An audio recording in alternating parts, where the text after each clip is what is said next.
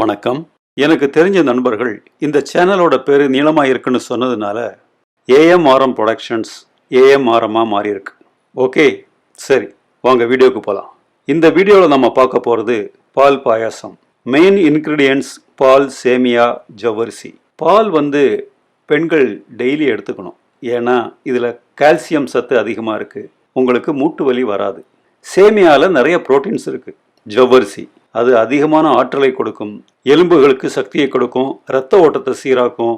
So இதோட கலவை தான் இந்த பாயசம். வாங்க செய்முறையை பார்க்கலாம். ஒரு கப்பு சேமியா சுமார் 100 கிராம் இருக்கும். 2 டேபிள் ஸ்பூன் ஜவ்வரிசி போதும். இதுக்கு மேலே போட்டால் ஆறுனதுக்கப்புறம் பாயசம் திக்காயிரும். வாசனைக்கு கிராம்பு, ஏலக்காய் எடுத்துக்கோங்க. ஏலக்காவை தட்டி வச்சுக்கணும்.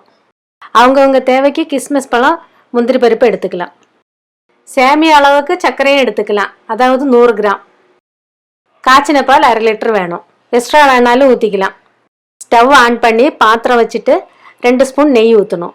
நெய் சூடானதும் முந்திரி பருப்பையும் கிஸ்மிஸ் பழத்தையும் போட்டு பொன்னிறமாகாத வரைக்கும் வறுக்கணும். ஆனால் தனித்தனியாக வறுக்கணும். நான் மறந்து போய் ஒன்றா போட்டுட்டேன். ஏன்னா கிஸ்மிஸ் பழம் சீக்கிரம் கரிஞ்சிடும்.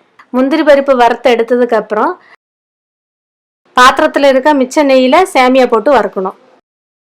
இதையும் பொன்னிறம் ஆகாத வரைக்கும் வறுத்தெடுக்கணும். 3 கிளாஸ் தண்ணி எடுத்து சூடாக்கணும். தண்ணி கொதிச்ச உடனே வறுத்து வச்சிருக்க சேமியாவையும் ஜவ்வரிசியையும் போடணும்.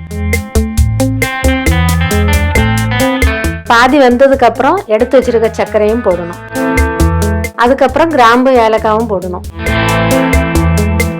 வெந்ததுக்கு அப்புறம் 1/2 லிட்டர் பாலையும் ஊற்றணும். அதாவது 2.5 கிளாஸ் வரும்.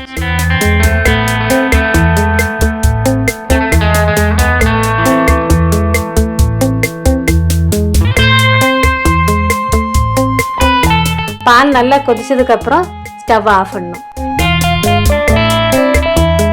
அதுக்கப்புறம் வறுத்து வச்சிருக்க முந்திரி பருப்பையும் கிஸ்மிஸ் பழத்தையும் போடணும்.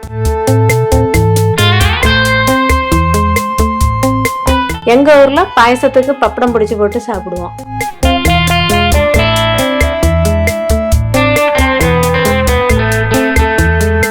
ஸ்வீட் அதிகம் தேவைப்பட்டுச்சுன்னா பூந்தி கூட போட்டு சாப்பிடலாம்.